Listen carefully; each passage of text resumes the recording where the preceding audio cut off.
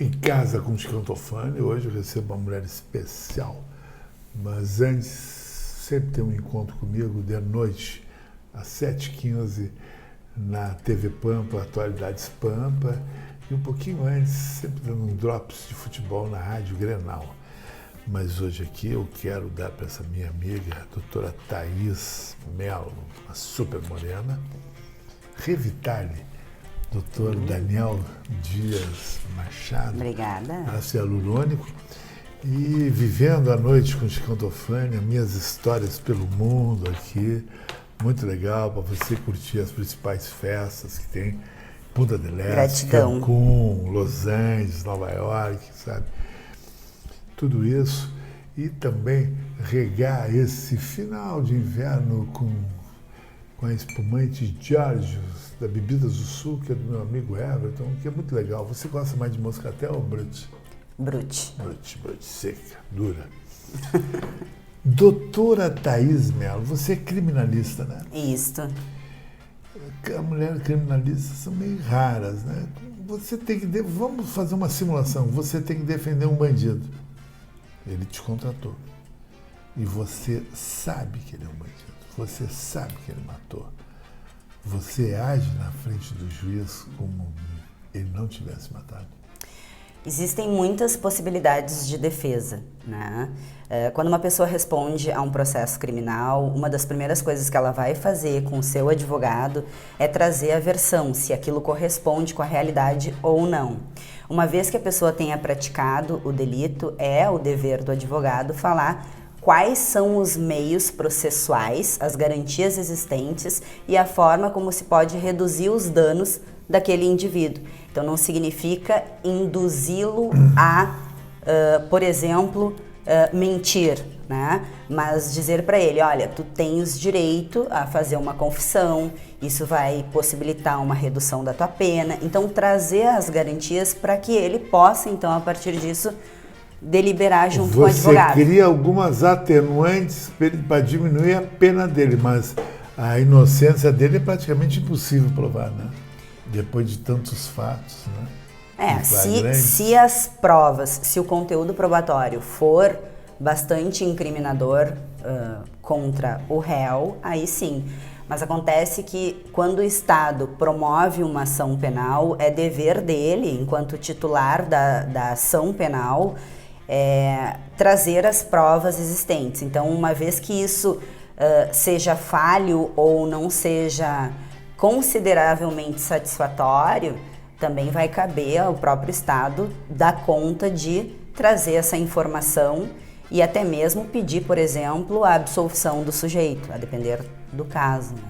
Mas no caso desse sujeito, matou alguém, tem testemunha, ele imediatamente é condenado por uma prisão de 30, 60 ou 90 dias, ou até ser julgado, transitado e comprovada a culpa, ele vai para a cadeia? Primeiro ele vai ser considerado um suspeito, depois disso ele passa a ser investigado, aí a autoridade policial vai deliberar se há indícios de autoria e prova da materialidade delitiva e vai indiciar ou não indiciar o sujeito. Uma vez que considere que ele provavelmente tenha praticado a ação delituosa, isso corre no Poder Judiciário, pode ser oferecida denúncia contra ele ou não, e pode ele ter sido mantido, pode a autoridade policial ter representado pela prisão dele. Então ele pode, desde o inquérito, ou seja, da investigação, já estar preso, né? Por exemplo, preventivamente, que é o que ocorre em muitos casos criminais. E essa prisão ela pode ser mantida durante a fase processual ou não, né? Então depende da gravidade do delito, depende de quem é o sujeito que pratica a ação, depende das provas existentes. Então tem uma série de circunstâncias que vão determinar essa possibilidade ou não de prisão. Mas doutora, nós lá na Pampa a gente sempre fala sobre casos que chocam. Por exemplo, o assassinato do lutador de jiu-jitsu em São Paulo, que você soube há 2 semanas atrás, uma discussão pífia, o cara pegou um revólver e deu um tiro na cabeça dele. Ele foi considerado suspeito. Um absurdo isso. Para mim e para toda a população foi um absurdo isso. E o cara vai responder livre o julgamento, o trânsito da pena dele ou não. Você não acha um absurdo a lei nossa? Nos Estados Unidos, não. Nos Estados Unidos, ou paga $2 milhões de fiança ou pega a cadeia. É que, para a população, de modo geral, ter uma notícia dessa causa um certo impacto, né? E isso é extremamente compreensível. O que acontece é que, por mais que tenha, por exemplo, uma câmera de vigilância dando conta de demonstrar que o fato aconteceu, que é o que tu está querendo dizer, né? Exatamente. Sim, isso. foi ele. Realmente a culpa é o cara. Se ele pode, a lei permite que as pessoas possam responder ao processo em liberdade. Tudo, claro, vai depender muito de quem estiver trabalhando nesse processo. Porque, por exemplo, nós temos juízes que têm um viés mais protetivo, vamos dizer assim, para a sociedade e repreendem de uma forma maior determinados casos, né? São mais punitivos, vamos dizer assim.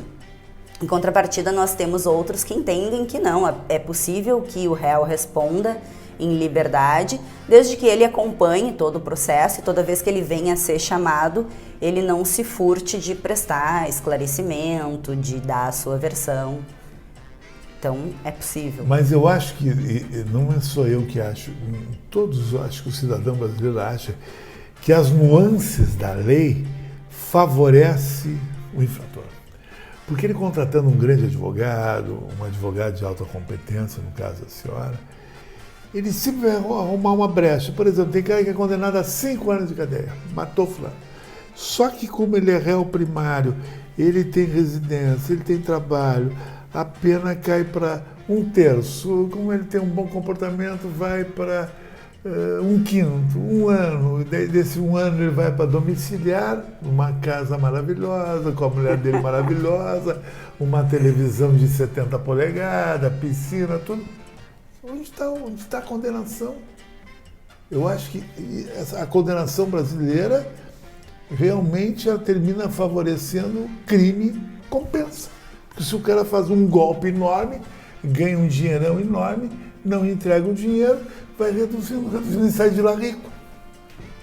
Como é que a senhora vê isso? Isso pode acontecer. As leis, a sociedade entende, de modo geral, que elas são um pouco permissivas, né? Exato. Mas para quem é operador do direito e trabalha, por exemplo, falando especificamente da atividade criminal, né? Quem trabalha com a atividade criminal sabe que, embora existam subterfúgios legais que possibilitem reduzir os danos de determinada pessoa, também é verdade que nós temos uma legislação que é bastante punitiva, né? Então, e isso a gente pode perceber que nós temos não só o Código Penal, mas nós temos inúmeras leis especiais que também trazem condutas criminosas. Então, nós temos uma quantidade muito considerável de delitos, né, que são considerados assim pelo país, mas também a gente não pode deixar de pensar no seguinte: quem faz as leis, né? Então, assim, porque se nós estamos achando ruim a forma como a legislação brasileira se apresenta, nós temos que pensar em quem faz essas leis. Então, os deputados, que fazem às vezes até para aumentar o salário deles, então não dá para esperar grandes leis deles. Então, isso é um dos pontos que às vezes as pessoas deixam passar, não focam na questão. Fulano foi preso e conseguiu sair, não vai dar nada com ele, né? Ou, fulano cometeu o delito, todo mundo sabe que cometeu, mas ele já está solto. E cria uma sensação de impunidade pela sociedade. Mas também tem que se pensar no momento em que se promove essa legislação. Mas, doutora, eu vou falar de um caso extremamente notório, que é o absurdo do absurdo, o caso Kiss. O caso Kiss morreu 245 pessoas, um número parecido com esse, não sei exatidão, Parece que ninguém matou ninguém. Parece que as pessoas se suicidaram. O prefeito não tem culpa. O cara que deu o alvará não tem culpa. O bombeiro não tem culpa. Ninguém tem culpa. Quem tem culpa? Houve até um caso de pais que queimaram, fizeram críticas ácidas sobre o processo e estão sendo processados. Então, como é que a senhora analisa? Eu acho que se existe uma injustiça, esse é o máximo da injustiça. Morrer 245 pessoas e não ter um culpado. Teve um caso, eu vou muito a Buenos Aires, ia uma vez por mês, agora, depois da pandemia, baixei um pouco, agora em cada 6 meses, porque está em conta. Buenos Aires tinha uma casa noturna chamada Cromagnon. Eu conheci essa casa, na década de 90. Houve um incêndio, morreu 120 pessoas, uma coisa assim. O prefeito teve que fugir. Os promotores, tudo, porque tinha ameaça de linchamento. As pessoas foram para a justiça com as próprias mãos, porque a justiça, como não existe, sempre tem um dado, uma lei, um item, um parágrafo, sempre para favorecer. Moral da história. Resumindo, para a senhora definir. Os, em tese, culpados, que seriam os donos das casas noturnas, se for na casa noturna, ele é o culpado, porque ele tem que te dar segurança, estão soltos. E aí? Meu ponto de vista sobre a questão é que que tem uma questão técnica aí que está sendo discutida, que é bastante discutida, que é a questão do dolo eventual, né? Do agente praticar a conduta e, ao mesmo tempo em que ele pratica, ele assume o risco na produção do resultado, né? Então, por exemplo, no momento em que eles acendem aqueles artefatos, exato, e que acontece... qualquer pessoa, se nós estivéssemos lá, por exemplo, e acendêssemos e desse uma tragédia desse monte, nós não imaginaríamos que esses resultados poderiam ter sido produzidos, porque o nosso objetivo, a nossa intencionalidade não passava por isso. Então, é isso que tecnicamente se discute, mas eu diria que antes disso tem outras questões, né, que são mais administrativas até mesmo e que devem ser apuradas, que são as questões relacionadas à possibilidade daquele local estar regularizado, a quantidade limite de pessoas, questões de segurança, se havia alvará ou não havia, quem é o responsável por isso. Acho que tem questões anteriores à tragédia em si. Delicado. Moral da história. As pessoas morreram, mas a justiça não vai ser feita. Não vai ser feita porque o advogado vai alegar isso, aquilo, e as coisas vão, termina o esquecimento. Eu acho que é uma pena que o Brasil, ele estimula muito isso. O próprio crime do colarinho branco. O crime do colarinho branco, ninguém ficou na penitenciária há muito tempo. E roubaram, e as pessoas trabalhando, pagando seus impostos, e eles roubando.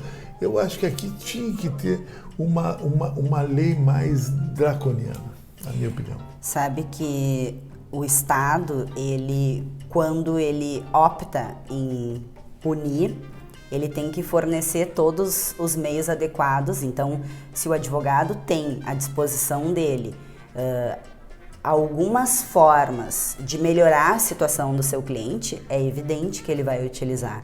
Então, nem é o trabalho dele fazer o contrário, né? E é complicada essa questão porque nós temos pontos que são técnicos, jurídicos e pontos que são como a sociedade vê a justiça sendo feita, né? O que ela compreende que é transmitido para ela e que ela entende se aquilo é um delito que está ficando impune, se não está. Mas o sistema de justiça criminal, ele é muito seletivo. Tanto é que, se nós olharmos os dados estatísticos das pessoas que estão segregadas no Brasil, nós vamos ver que, em sua maioria, elas cometem delitos relacionados a uma questão financeira, como comercialização de drogas ilícitas, como crimes de roubo, de furto, e isso para ter um objetivo lucrativo, vamos dizer assim. Então, são pessoas de baixa escolaridade, que têm condições financeiras parcas, normalmente são pessoas negras, né? Então, o sistema de justiça criminal, ele é muito seletivo. Entendi. É um privilégio estar com você, é um prazer estar Obrigada. contigo. Eu que agradeço. É muito agradável essa conversa e eu queria que a senhora desse o seu Instagram, o seu WhatsApp, os seus dados, se alguém quiser mais esclarecimentos. Ah, sim. O Instagram é @thzdemelo com 2 L's e o celular é 51993829898.